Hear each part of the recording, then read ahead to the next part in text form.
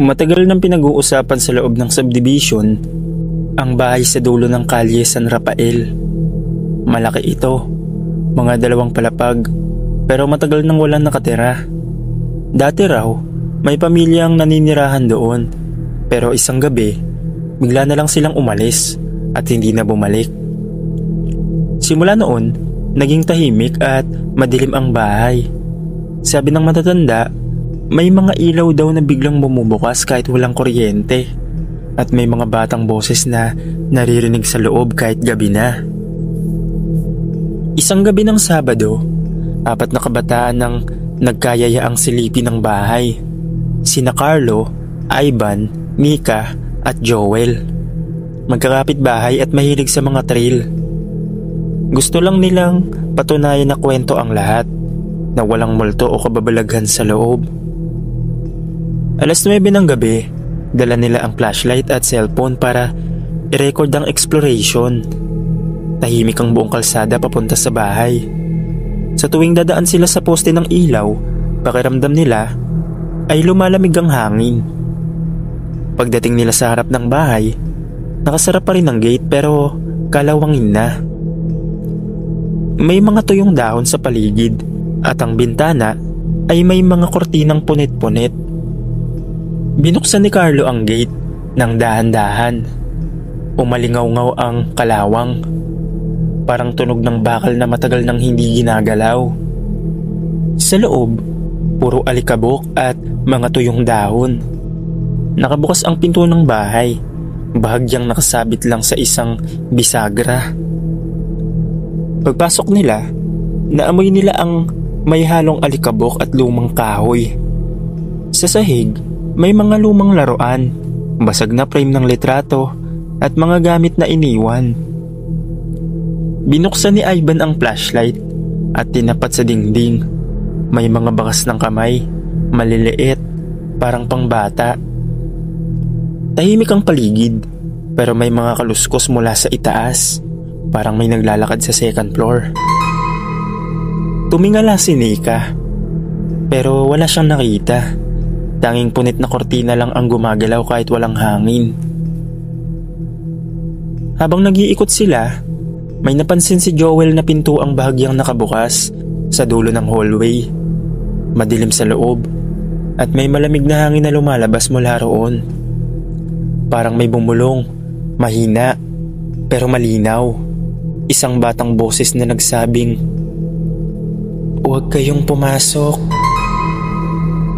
Napatigil silang 4, walang gumalaw, pero sabay-sabay nilang narinig ang tunog ng yabag mula sa second floor. Mabigat at mabagal, tumataas ang bawat takbang, parang may bumababa sa hagdan. Sinindihan nila ang lahat ng flashlight, pero walang nakita. Hangin lang ang dumaan, pero may kakaibang amoy, parang kandilang patay at lumang bulaklak. Bago pa sila makalabas, biglang bumagsak ang pinto sa likod nila. Malakas, parang sinarado ng kung sino. Napahinto silang 4 sa paglabas, pero hindi na nila mahanap ang gate sa dilim. Ang bahay ay tila naging tahimik, pero mula sa loob, may narinig silang mahinang halakhak ng bata, kasabay ng tunog ng laruan na parang gumugulong sa sahig. Habang hinahanap nila ang daan palabas, lalong lumamig ang paligid. Ang mga ilaw ng flashlight nila, isa-isang namamatay. Una kay Nika, sumunod kay Joel. Natira na lang ang ilaw ni Carlo. Nanginginig pa ang kamay niya habang hawak ito. Sa sahig, may mga tunog ng laruan na gumugulong. Sa dilim, kita nilang may mga munting anino na gumagalaw. Mabilis, parang mga batang nagtatakbuhan. Pero walang muka, puro hugis lang ng tao. Bumukas ang pinto sa dulo ng hallway, malakas, sabay may malamig na hangin na pumasok. Sa loob, kumikislap ang ilaw ng kandila. At sa gitna ng silid, may nakalagay na maliit na kabaong, kulay puti. Lumapit si Ivan, pilit tinitignan kung totoo. Nang silipin niya, nakita niyang may maliit na bangkay ng bata sa loob. Unti-unting dumilat ang mga mata nito. Sumigaw si Ivan at tumakbo, pero biglang nagsara ang pinto. Ang buong bahay ay nabalot ng halakhak ng mga bata. Si Carlo na paatras, hinila si Nika at pilit binuksan ng pinto.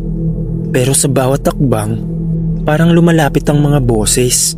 Mas malakas, mas marami. Sa kisame, may mga yabag na parang tumatakbo. Sa bintana, may kamay na lumalabas, marurumi at maputla.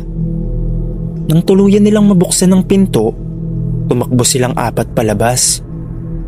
Habang tumatakbo sila palabas ng gate, lumingon si Joel. Nakita niyang nakasunod sa kanila ang mga batang anino. Naglalaro, tumatawa, pero habang papalayo sila, unti-unti itong naglalaho sa dilim. Pagdating nila sa kanto, hingal na hingal silang 4. Tahimik na ulit ang paligid, parang wala nangyari. Pero mula sa loob ng bahay, rinig pa rin nila ang tunog ng laruan na gumugulong sa sahig.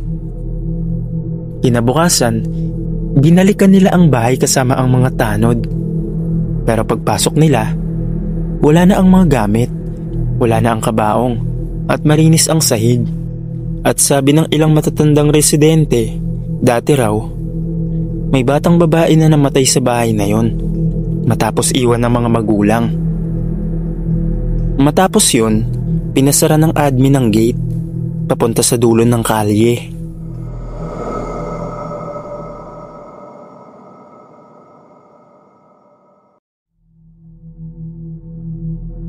Si Leo ay isang ordinaryong residente sa isang tahimik na subdivision sa Laguna. Laging maaga siyang natutulog at bihirang lumabas ng gabi. Pero isang gabi ng Sabado, mga bandang 11:00, napilitan siyang lumabas para magtapon ng basura. Tahimik ang paligid. Halos lahat ng bahay, patay na ang ilaw. Ang tanging maririnig lang ay huni ng mga kuliglig at may hinang hampas ng hangin. Bit-bit ang plastik ng basura. Naglakad siya papunta sa kanto kung saan nakalagay ang mga basurahan sa buong block. Maliwanag ang ilaw ng poste, pero may kakaibang pakiramdam siyang parang may nakamasid sa kanya. Lumingon siya, pero wala naman siyang nakita. Paglapit niya sa basurahan, may narinig siyang mahinang kaluskos mula sa kabilang kalsada. Akala niya aso o sasakyan, pero nang tumingin siya, may nakita siyang bagay na dahan-dahang lumulutang sa gitna ng kalsada. Sa una, hindi niya maaninag kung ano, pero habang papalapit, unti-unti niyang nakikita na parang kabaong, itim, lumulutang ng walang humahatak, gumagalaw pa abante, mabagal pero tuloy-tuloy.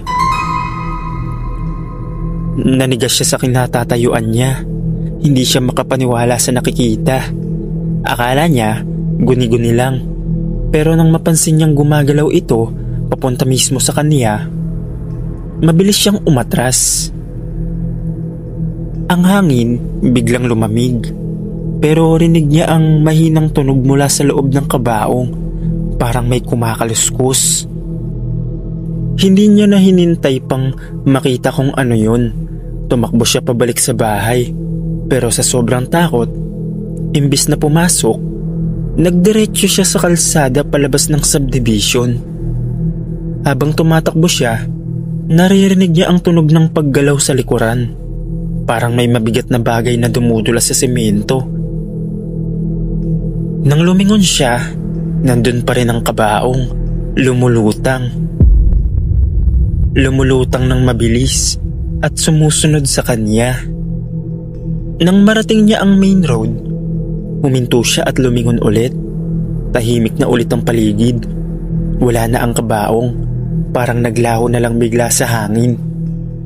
Hingal na hingal siya, hindi alam kung saan magtutungo. Sa isip niya, baka pagod lang siya, O baka ilusyon lang dahil gabi na. Pero nang bumalik siya kinabukasan sa lugar kung saan nakita niya yon, may marka sa kalsada. Mahabang gasgas na parang hinila ang isang bagay na mabigat. Pagkatapos ng gabing yon, halos hindi nakatulog si Leo.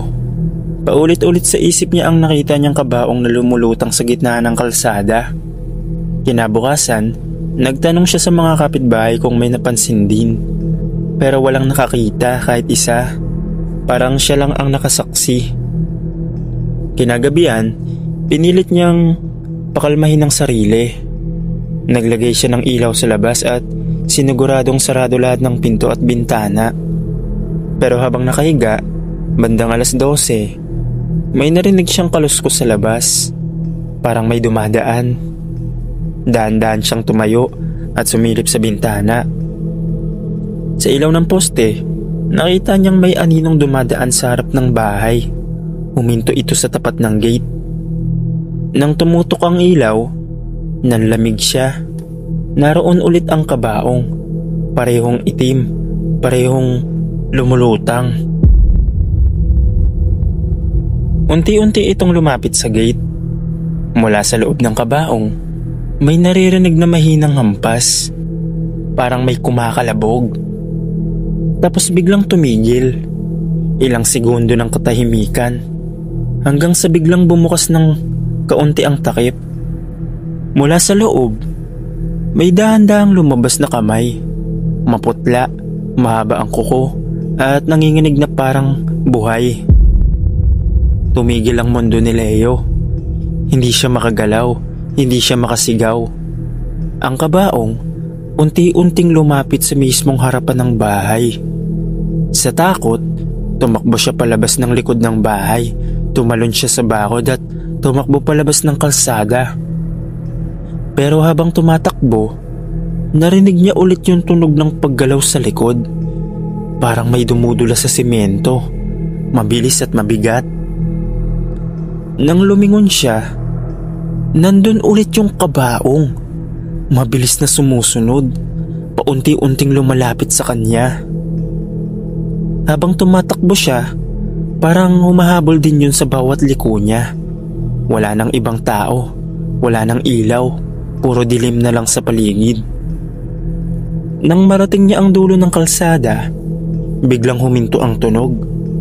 Paglingon niya, wala na ulit ang kabaong. Tahimik. Ang hangin, malamig, parang walang nangyari. Nang bumalik siya kinabukasan, may mga bakas sa daan, parang mga guhit na iniwan ng bakal na hinila sa simento. Hanggang ngayon, tuwing nadadaan siya sa lugar na yon, may kaba pa rin sa dibdib niya. Wala nang muling lumabas ng gabi para magtapon ng basura sa block na yon. At sabi ng ibang kapitbahay, minsan daw, kapag tahimik na ang paligid, may dumadaan na aninong parang kahon na lumulutang sa gitna ng kalsada. Sandali lang tapos biglang naglalaho.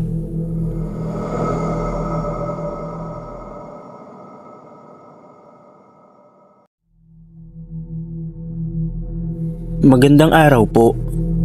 Ako si Marites, kasambay sa isang malaking bahay sa loob ng subdivision sa may Cavite. 3 taon na ako rito. Tahimik ang lugar. Malalayo ang bahay. At sa gabi, halos walang dumaraan. Madalas akong mag-isa kapag gabi dahil wala ang mga amo ko. Sa unang taon ko, wala akong napapansin. Pero nang tumagal, may mga kakaibang tunog na akong naririnig. Minsan may parang kaluskos sa bubong. Minsan, parang may naglalakad sa labas ng bakod. Inisip ko noon na baka pusa lang o aso. Pero iba na ang bigat ng mga yapak. Isang gabi, naglalaba ako sa likod bahay. Madilim. Tanging ilaw ng kusina lang ang liwanag. Habang nagkukusot ako, may napansin akong aninong dumaan sa likod. Walang daan sa likod, puro bakod at puno lang. Kaya nagtaka ako. Nagpatuloy ako sa paglalaba, pero ramdam ko na may nakamasid. Ilang minuto pa, may narinig akong kalmot sa pader. Parang kuko ng hayop. Napatigil ako. Nang sindihan ko ang flashlight, may nakita akong kamay na mahaba ang kuko. Mabilis na umaakyat sa bubong. Natakot ako. Tumakbo ko papasok sa loob ng bahay at isinara ang lahat ng pinto. Mula sa loob, rinig ko ang mga yapak sa bubong. Mabigat, paikot-ikot, parang may hinahanap. Tapos biglang tumahimik ang paligid. Tapos biglang sunod-sunod na tumahol ang mga aso. Sabay-sabay, parang may nakikita sila. Ramdam ko na may presensyang nakatingin mula sa labas ng bintana. Gumalaw ang kurtina kahit sarado ang bintana. Lumipas ang ilang minuto bago tuluyang natahimik ang lahat. Pero mula nun, tuwing 10:00 ng gabi, naririnig ko pa rin ang mga yapak at kalmot sa bubong. Hindi ko alam kung anong nilalang yun, pero alam kong hindi lang ako ang nakakaramdam. Kinabukasan, parang walang nangyari. Tahimik ang bahay at maliwanag ang paligid. Pero sa bubong, may mga gasgas na hindi ko alam kung saan galing. Malalim, parang kinayod ng matatalas na kuko. Pinunasan ko lang at sinubukan kalimutan. Pagsapit ng gabi, bumalik ang kaba ko. Wala ang mga amo ko. Ako lang ulit at si Lola. 11:00, biglang humangin ng malakas. Pumalo ang mga sanga sa bintana. Maya-maya, narinig ko na naman ang yapak sa bubong. Mas mabigat ngayon. Parang may bumabagsak sa bawat hakbang. Tahimik akong lumapit sa bintana para sumilip. Sa liwanag ng ilaw ng poste sa kanto, may nakita akong anino sa bubong ng kapitbahay. Nakayuko, mahaba ang buhok, at parang gumagapang papunta sa direksyon ng bahay namin. Dahan-dahan itong bumaba sa bakod. Mabilis na parang hayop. Tumakbo ako sa kusina at kinuha ang rosaryo ni Lola. Sa likod ng bahay, rinig ko na ang mga kalmot sa pinto. Paulit-ulit, mabagal, tapos biglang mabilis. Parang gustong pumasok. Ang mga aso sa paligid, nagwawala na at tumatahol. Lumabas ako ng konti para silipin. Sa ilaw ng flashlight, nakita kong may nakadungaw sa gilid ng pinto. Kulubot ang balat, malaki ang mata, at mahaba ang kuko. Nakayuko siya at mabagal na gumagalaw. May mga dugo sa bibig. Hindi ako nakasigaw. Napatakbo ko pabalik sa loob at nagkulong sa kwarto. Rinig ko pa rin ang mga kalmot sa pinto ng kusina. Parang sinisira na. Sa labas, may halakhak na mahina. Mababa at parang hindi galing sa tao. Pagkaraan ng ilang minuto, tumahimik ulit. Wala nang ingay, kahit aso. Umaga na nang lumabas ako. Sarado pa rin ang mga pinto. Pero sa sahig ng labas, may mga bakas ng paa. Malalaki, parang paa ng tao pero may matutulis na kuko. Mula nun, tuwing gabi, may naririnig pa rin akong yapak sa bubong at kalmot sa pader. Sabi ng mga guard sa gate, may mga pusang nawawala at ilang alagang manok ng kapitbahay na natatagpo ang wala ng lamang loob. Lumipas ang ilang linggo. Nag-resign ako at lumipat sa ibang bahay.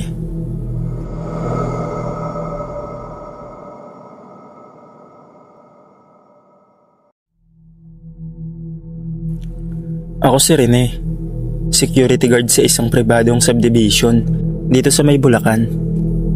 6 na taon na ako nagbabantay sa main gate at kung tutuusin, wala namang kakaibang nangyayari sa lugar. Maayos ang mga residente at bihira ang bisita pag 10 oras ng gabi. Pero may isang gabi na nagbago ang paniniwala ko sa mga kwento ng matatanda. Madalas ako naka-duty sa graveyard shift. 10:00 ng gabi hanggang 6:00 ng umaga.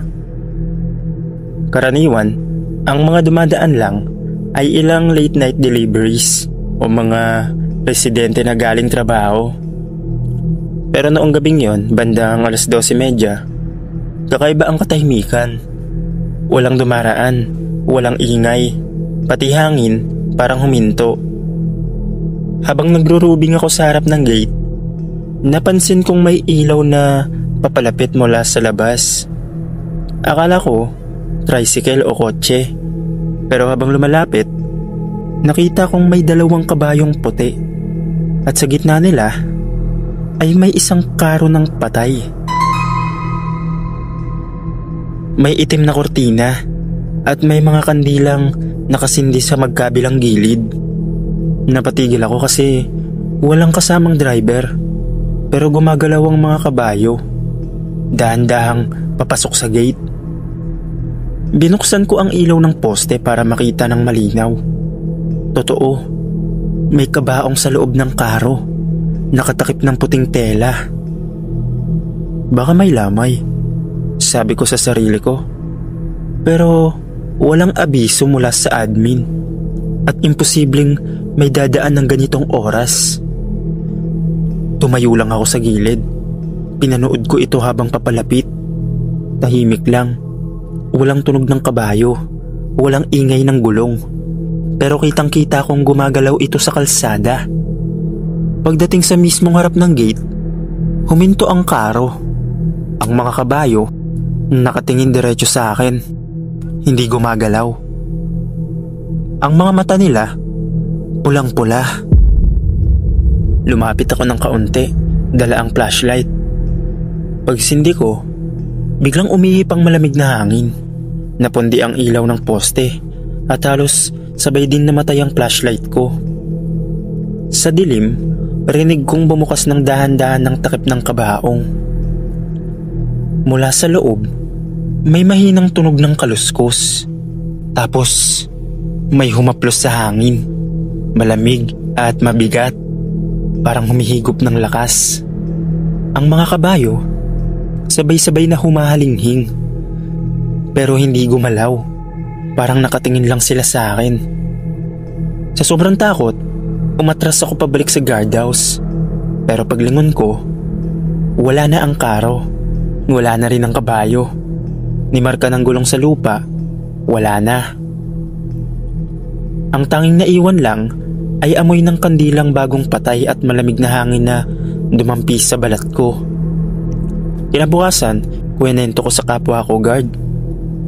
Napansin niyang namumutla ako at nanginginig pa. Sabi niya, ilang taon na raw bago ako ma-assign doon, may naaksidente sa mismong gate na yon. Karo ng patay na bumangga.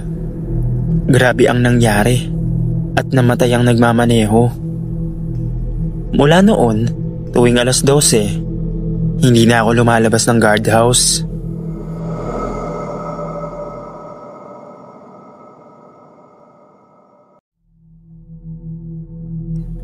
Si Aling Lorna ay matagal nang nakatira sa lumang bahay sa loob ng isang tahimik na subdivision sa Quezon. Matanda na siya, pero malakas pa. Tahimik lang ang buhay at mahilig mag-alaga ng mga halaman.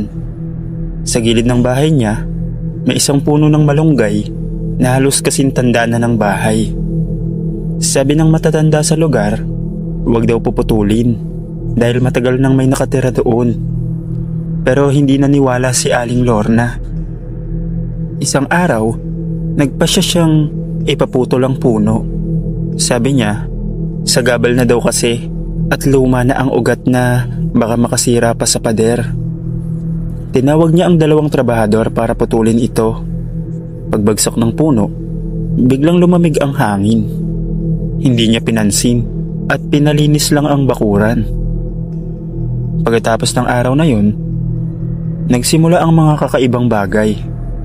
Tuwing gabi, may naririnig si Aling Lorna na parang may naglalakad sa labas ng bahay. Minsan sa likod, minsan sa tapat ng pinto. Akala niya kung anong hayop lang. Pero nang minsang silipin niya, wala siyang nakita. Kinabukasan, nakita niyang nakatayo ang maliliit na sanga ng malunggay sa gitna ng bakuran. Yung mga sanga na ipinatapon niya kahapon. Nakatindig ulit, parang itinanim ng kung sino, at ramdam niya na may malamig na presensyang nakamasid. Pagsapit ng hating gabi, habang nasa kwarto siya, narinig niya ang kaluskos ng mga tuyong dahon. Mahina lang sa una, hanggang sa marinig niyang may mahinang kalabog sa pader. Mula sa kisame, may tunog ng naglalakad, mabagal, parang paa ng matanda. Paglingon niya sa bintana, may nakita siyang aninong dumaan sa labas. Mahaba ang buhok at tila nakatingin sa direksyon niya. Nangalumbaba ito sa labas ng bintana at sa liwanag ng poste, nakita niyang puno ng putik ang mga kamay nito at may mga tuyong dahon ng malunggay na nakadikit sa balat. Napaatras siya, nanginginig, kumuha ng rosaryo at nagdasal. Pero habang nagdarasal siya, unti-unting umihip ang malamig na hangin sa loob ng bahay kahit sarado lahat ng pinto. May amoy ng lupa at bulok na dahon. Sa sahig, may bakas ng paa, basa, parang galing sa labas. Umabot ng ilang minuto bago tumigil ang lahat. Nawala ang ingay at bumalik ang tahimik na gabi. Kinabukasan, tumawag siya ng pari para pabasbasan ng bahay. Habang nagwiwisik ng holy water si Father, napatingin siya sa lupa sa gilid ng bakod. Sabi niya, parang may libingan dito dati. Doon pala dating nakalibing ang isang matandang babae bago pa raw itayo ang subdivision. At sa mismong ibabaw nun, itinanim ang puno ng malunggay. Matapos yon, hindi na nakatulog mag-isa si Aling Lorna. Lagi na siya nagpapasama sa pamangkin niya at tuwing gabi, nagsisindi siya ng kandila sa gilid ng bakuran kung saan tumubo ang puno dati.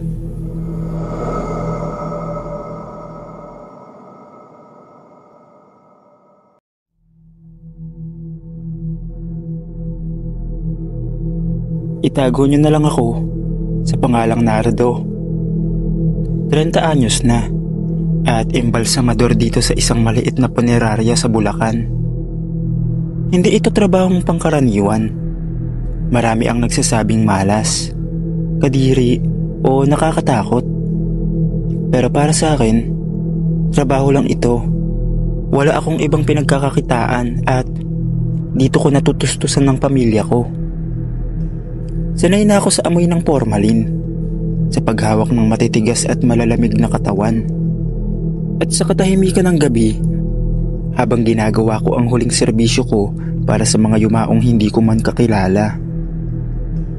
Pero may isang bangkay, isang gabing hindi ko kailanman malilimutan.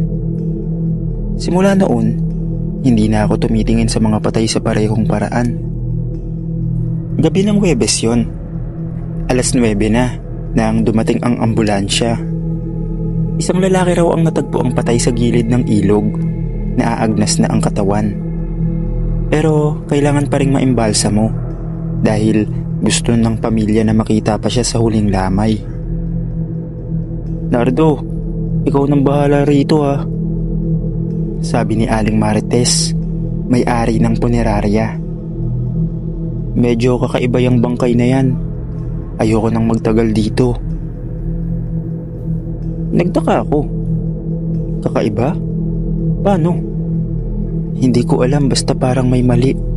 Ingat ka. Tinawanan ko lang siya. Nakakatakot ka naman, Aling Marites. Baka mamaya, may aligaga lang sa katawan. Ngumiti siya ng pilit, pero kita kong hindi siya mapalagay. Pag-alis niya, naiwan ako mag-isa kasama ang bangkay. Binuksan ko ang zipper ng body bag. Agad kong naamoy ang masangsang na amoy ng pagkabulok. Hindi ito bagong patay. Mga 3 araw na siguro siyang patay. Pero mas malala ang itsura niya kaysa sa inaasahan ko. Ang balat niya ay halos kulay abo na. May mga hiwa sa braso at tiyan. Parang ginilit gamit ang matalim na bagay. Pero ang pinaka nakakagulat, nakadilat ang mga mata niya. Mapupungay, parang buhay pa. Loko to. Ang galing ng timing ng bukas ng mata mo ha. Bulong ko habang kinakalma ang sarili. Sinimulan ko na ang proseso. Naghanda ako ng formalin, nilinis ang katawan, at sinimulang i-inject ang chemical sa ugat. Pero habang ginagawa ko yun, napansin kong parang unti-unting umiinit ang paligid. Iba yung pakiramdam, parang biglang naging mabigat ang hangin. Tinitigan ko ulit ang bangkay. Nakangiti na siya. I swear, wala yun kanina. Sinulyapan ko ang pinto. Siguradong nakasara naman. Walang hangin, walang tao. Lumapit ako sa mukha niya para isara ang mga mata gamit ang daliri ko. Paglapit ko, bigla siyang bumuga ng hininga.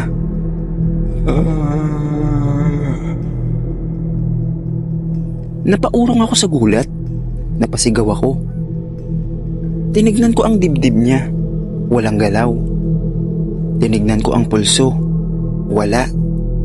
Pero kanina, bumuga siya ng hangin. Hindi ako pwedeng magkamali. Tumigil ako. Naglakad ako papunta sa labas ng silid para kumuha ng tubig at pakalmahin ng sarili. Pagbalik ko, nanlamig ang buong katawan ko. Nakaupo na ang bangkay. Oo, nakaupo siya sa mesa kung saan ko siya iniimbalsa mo. Nakatingin siya sa akin. Puta. Tinignan ko ang mukha niya. Hindi na siya mukhang patay. Maputla pa rin, oo, pero may refleksyon sa mukha niya. Parang galit, parang humihingi ng tulong o hustisya. Bigla siya nagsalita. Paus, parang hangin lang ang tinig. Hindi ako nalunod. Pinatay lang nila ako. Halos matumba ako. Gusto kong tumakbo pero parang may humahawak sa paa ko. Naramdaman ko na lang ang malamig na kamay sa balikat ko. Pakitulungan mo ako. Huwag mo silang hayaang makaligtas. Bulong niya. Pagpikit ko, nawala ang lahat ng bigla. Pagdilat ko, nakahiga na ulit ang bangkay. Parang walang nangyari. Pero bukas pa rin ang mga mata, nakatingin sa akin. Hindi ko alam kung guni-guni lang ba yun o totoo. Pero matapos kong iimbalsa mo siya, may kinuha akong folder sa loob ng kanyang damit. Isa itong diary na basa pa ng tubig. Binasa ko. Doon ko nalaman ang totoo. Ang lalaking yun, si Ernesto, ay isang dating barangay tanod na tumuklas ng drug den sa gilid ng ilog. Sinumbong niya ito sa pulis. Pero imbis na protektahan siya, tinakot siya ng mga taong may koneksyon sa droga. Hanggang sa isang gabi, dinampot siya, tinorture at itinapon sa ilog. Wala akong ebidensya maliban sa diary, kaya nilaksan ko ang loob ko. Ipinasa ko ito sa media, anonymously. Ilang araw lang, headline sa TV. Brutal na pagpatay sa isang barangay tanod, isiniwalat ng lihim na dokumento. At yun na nga, naaresto ang 2 pulis at isang barangay official. Nakita ko sa balita, pinilit nilang itanggi pero natalo sila ng katotohanan. Nang iburol si Ernesto sa mismong puneraryang pinagtatrabahuan ko, umarap ako sa kanyang kabaong. Nakita ko ang katawan niyang payapa, nakangiti. At sa huling gabi ng lamay niya, bago isara ang kabaong, tumingin ako sa kanya at bumulong. Naitama na. Magpahinga ka na. Tumango ang ulo niya. Hindi ko alam kung Imahinasyon ko lang. Mula noon, hindi na siya nagpakita sa akin. Pero sa bawat bangkay na tinatrabaho ko ngayon, sinusuri ko na bawat bangkay. Baka kasi may kwento rin sila, may huling habilin at baka ako lang ang natitirang makakarinig.